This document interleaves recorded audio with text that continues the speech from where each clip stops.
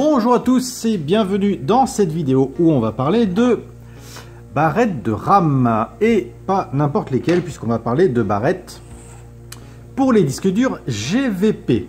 Alors pour faire un peu d'histoire, GVP a conçu des disques durs externes pour Amiga 500 et on pouvait rajouter de la fast RAM.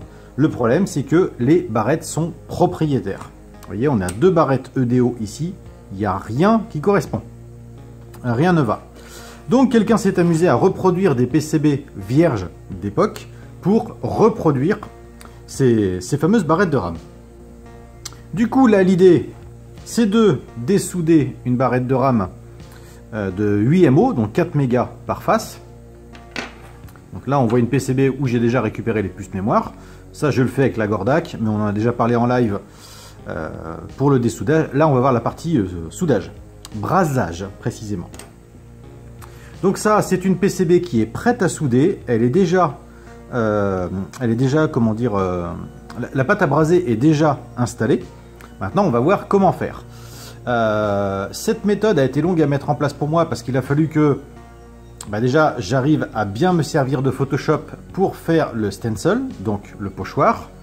Ensuite, que je trouve une bonne méthode pour bien étaler la pâte à braser. Hop, voilà ce que ça donne de près. Voilà, vous voyez, hein, c'est bien détaillé sur chaque point de soudure.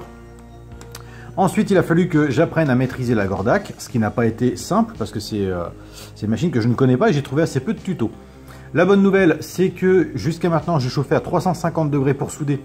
Mais là, avec cette méthode-là, maintenant, je soude, je brase, je vais y arriver, à 250 degrés. À 250 degrés, la soudure est faite. La brasure, je vais dire soudure tout le long de la vidéo de toute façon. Et on va voir un petit peu les différentes étapes. Bien évidemment, la plupart des barrettes sont déjà faites. Il m'en reste deux à faire qui sont là. Donc vous allez voir des images qui sont peut-être, qui sont très certainement antérieures à cette vidéo-là, à cette intro-là. Donc ça va être un petit peu décousu, mais je vais essayer de vous mettre ça, dans l'ordre. Bien, pour cette partie-là, en fait, j'ai tout simplement photographié une barrette de RAM. Je l'ai ensuite rentrée dans Photoshop, passée en noir et blanc et en nuance de gris. Et donc, après découpage, je me suis retrouvé avec tous les petits rectangles noirs qui correspondent à toutes les parties à braser. Ça a été assez fastidieux parce que je ne sais pas faire un quadrillage. Si je maîtrisais AutoCAD, j'aurais certainement mis beaucoup moins de temps, mais ce n'est pas le cas. Du coup, j'ai tout fait à la main de façon à pouvoir le rentrer ensuite dans la machine à graver.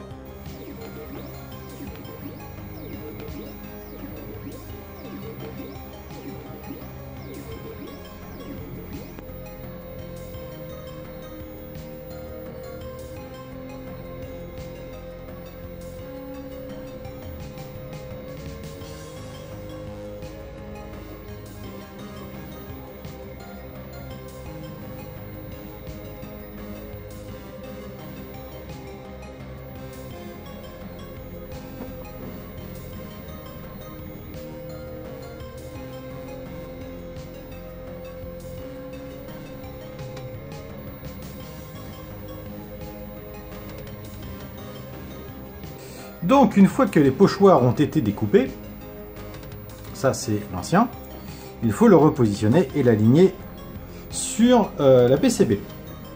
Pour ça et pour être à l'aise, je vais le mettre un petit peu en hauteur, comme ceci. Voilà, donc on voit bien les parties étamées qui apparaissent. Je vais utiliser donc mon flux de soudure, de la solder paste. Pour les besoins de la vidéo, je vais faire très simple sur le premier. Alors, je ne vais même pas utiliser l'embout avec la pointe parce que c'est pas facile. Mais je vais faire un petit pâté. Voilà. Un autre ici.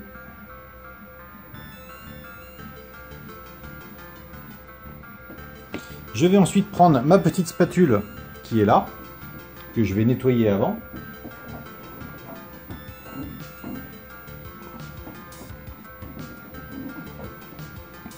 Et je vais étaler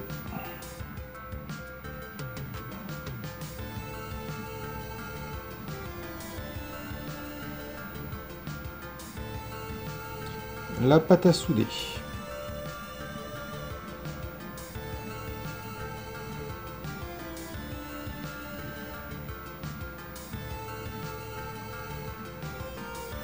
Voilà.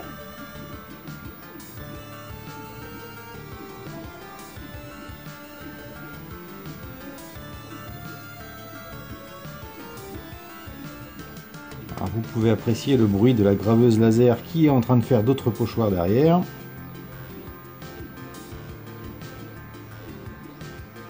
Voilà, si vous l'avez bien étalé, normalement ça bouge tous les trous et il n'y a pas de surplus. Maintenant il va falloir tous les faire un par un. Alors je ne vais pas tout filmer parce que c'est pas facile avec la caméra qui est au-dessus de moi. Mais on répète tout simplement l'opération jusqu'à ce que tous les trous soient remplis. Ne pas hésiter à tourner bien évidemment si vous êtes plus à l'aise en tirant vers la droite.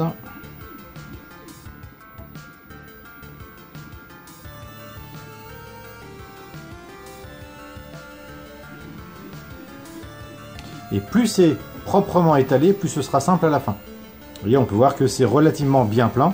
Et quand on va retirer en fait le pochoir, il ne restera que des petits pâtés de soudure. Maintenant, on se retrouve une fois que j'aurai tout fait. Voilà, le produit est étalé, donc on va retirer les deux pinces. Et on va délicatement retirer le pochoir.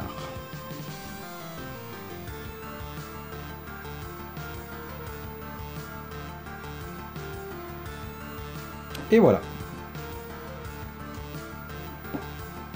Donc là, ce qu'on peut voir, c'est que chaque pad est couvert de sa petite épaisseur de pâte à braser. Voilà, c'est aussi simple que ça. Donc il va falloir reproduire cette opération sur les deux autres qui sont là. Rip la mouche. Donc je peux soit réutiliser... Parce qu'en fait j'avais peur que ça fasse un pâté en fait dessous, mais visiblement non. Donc je vais réutiliser le même support, le même pochoir. Et puis on va reproduire l'opération encore 3 fois. Voilà, mes 3 PCB sont étamés. On va passer maintenant à la récupération des composants sur une autre barrette mémoire, puisqu'on fait du recyclage. Et pour ça, on va sortir la Gordak. Donc voilà, elle est installée. On va la monter gentiment en température jusqu'à 250 degrés. Et puis on va poser, non pas celle-ci, mais celle-ci, donc une barrette de rame où on va pouvoir récupérer les puces. L'avantage, c'est qu'en le dessoudant comme ça, on va avoir des pièces très propres et qui sont quasiment prêtes à ressouder quasi immédiatement. On va les laisser refroidir parce que sinon ça va être compliqué de les manipuler. Mais sinon, le principe est là. On récupère les composants et on les pose sur les nouvelles PCB avant de les remettre sur la machine. Voici donc les barrettes de rame donneuses. Donc ici, on a une barrette de 8 en double face, dont j'ai déjà récupéré les premiers composants, et 2 barrettes de 4 simple face. Donc voilà, pour obtenir 4 barrettes de 4 mégas chacune. On va laisser chauffer gentiment. Là, on est à 250 degrés. On va voir comment ça se comporte. Je vais préparer une plaque à côté pour réceptionner les composants, puisqu'il va falloir les retirer un par un le plus proprement possible. Alors, je vais décaler la machine. Voilà. Et donc je vais me servir de mon tapis en silicone pour récupérer chaque composant. On va se mettre un peu de lumière. Et puis on va regarder un petit peu comment ça se comporte. Voilà. On voit que là, c'est en bonne température. Ce que j'aimerais faire à l'avenir, c'est une sorte de couvercle. Un peu comme si je prenais le couvercle de cette boîte en ferraille, là, pour pouvoir couvrir, pour avoir le moins de chaleur possible qui se dissipe, en fait, qui se sauve vers le haut, pour faire une sorte d'étouffée, en fait. Alors, je viens de couvrir un petit peu la machine à 320 degrés.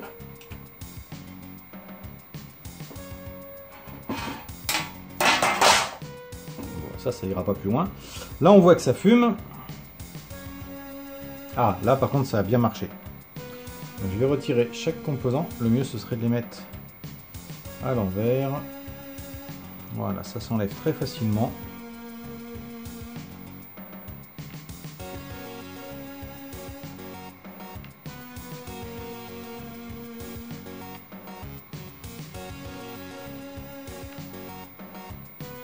Hop, donc ça, la première barrette.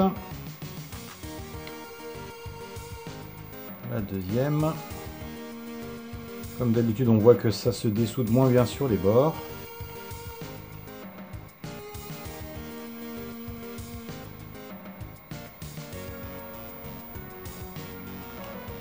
Ah, exactement.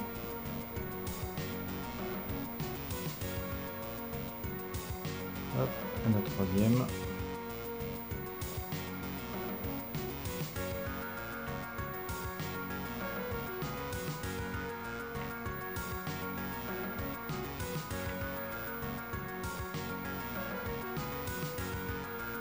On va remettre le petit capot. Hop. Et on va attendre que la température monte. En fait, à l'intérieur, je pense que ça doit faire une sorte d'étouffée, une sorte de four, en fait. Du coup, ça permet de garder un peu de température. Je pense que ce sera plus simple pour enlever les composants.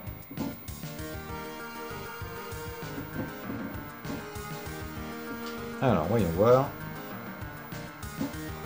Comme tout à l'heure, ça fume.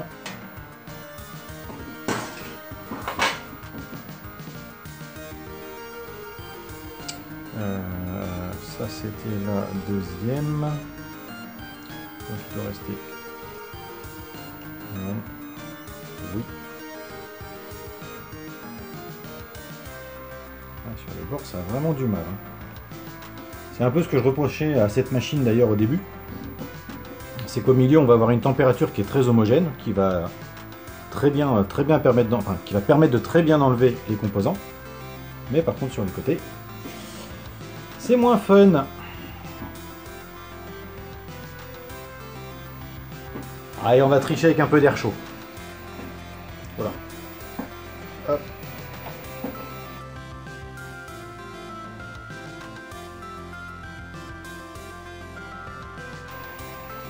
Voilà. Maintenant, on va laisser refroidir gentiment la station.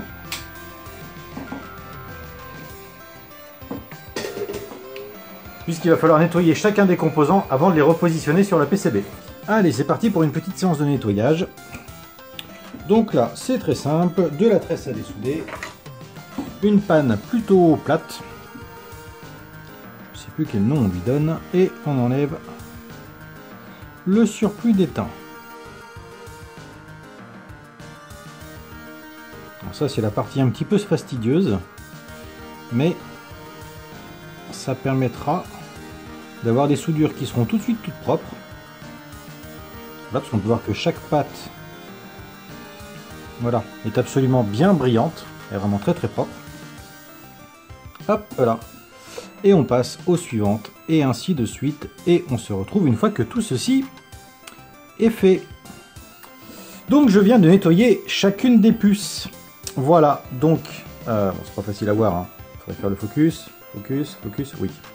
Chaque patte est parfaitement propre, j'en ai profité pour les désoxyder. Elles sont rangées bien évidemment en fonction des barrettes. Et il faut que j'arrive à attraper les autres sans mettre les doigts dessus. Voilà. Hop, on va mettre celle-ci de côté pour le moment. Celle-ci aussi. Et on va s'attaquer à celle-ci. Donc là, le sens est très simple. Le repère se trouve toujours vers le bas. Et là, ce que je vais faire, c'est que je les retourne. Et comme je ne peux pas mettre de flux directement sur la carte, parce que sinon ça va se mélanger avec la pâte à braser, je vais mettre le flux directement sur les pattes des composants. Alors là, il faut y aller de manière assez généreuse, hein. Faut pas être radin.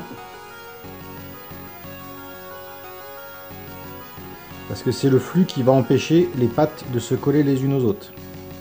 Même s'il y a déjà un flux dans la pâte à braser, mieux vaut s'embêter en fait à nettoyer après, plutôt que de s'embêter à refaire chaque soudure, même si c'est faisable, et de toute façon, il faudra les contrôler tout de même une par une. Hop, allez, c'est parti. Je flûte, ou je fluxe, et je vous reprends.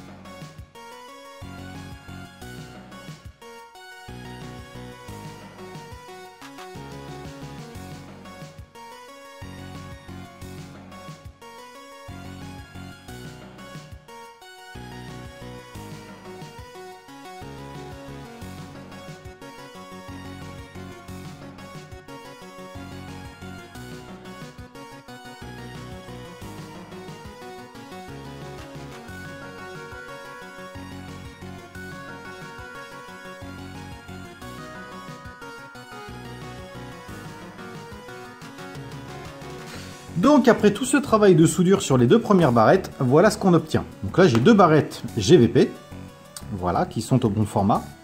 On peut voir que les soudures sont très propres. Alors je vais essayer, je vais mettre une lentille. Voilà ce que ça donne avec la lentille. On peut voir que les soudures sont vraiment nickel. Alors celle-là est juste faite, hein, je ne l'ai pas encore contrôlée. On peut voir que c'est très propre. Hein. On est vraiment sur de la soudure qualité, qualité pro là. C'est plus de la rigolade. Bon, il y a encore du flux. Donc, c'est pas forcément super net.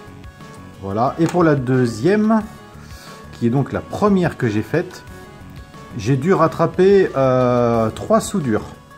Mais c'était de ma faute, j'avais mal préparé ma pièce avant. Voilà, recto, verso. Voilà. Et tout ça se fait maintenant, je le précise, en une dizaine de minutes. Vous voyez, celle-là, je vais la dessouder, parce que c'est mal fait. Donc, tant qu'à faire, autant faire du bon boulot. Je pense que tout est soudé correctement. Hein. Mais, dans le doute, j'aime autant dessouder et refaire. 100 fois sur le métier, remettez votre ouvrage. Mais si on veut que ce soit bien fait, il faut s'entraîner. Et ne pas laisser passer des soudures un peu douteuses comme celle-ci. Ce qu'on en retient, c'est que il est désormais possible de refaire assez simplement, et encore je mets assez en majuscule et entre parenthèses, des barrettes de rame qui ne sont plus commercialisées ou qui sont vendues à des prix absolument indécents. Voilà, c'est tout à fait possible. À savoir que là, pour finaliser tout ça, je vais mettre les barrettes dans un sachet congélation avec de l'alcool isopropylique et les mettre dans mon bac à ultrasons avec de l'eau. Voilà. Et l'eau fait vibrer l'alcool isopropylique dans le bac à ultrasons, ce qui évite les émanations et ce qui économise énormément l'alcool isopropylique. Voilà, j'espère que cette vidéo vous aura plu. Elle m'aura pris un temps fou à tourner. D'ailleurs, vous avez pu voir que ça fait un bout de temps que je n'avais pas sorti de vidéo. Mais je suis très content du résultat. Et je pense que je vais pouvoir faire d'autres machines. Donc si vous avez des projets de soudure comme ça en masse, notamment comme les méga chips, eh ben, n'hésitez pas, je peux vous faire un devis. Mais en tout cas, maintenant, je suis capable de le réaliser de manière simple. Voilà, je vous remercie d'avoir regardé cette vidéo et je vous dis à très bientôt.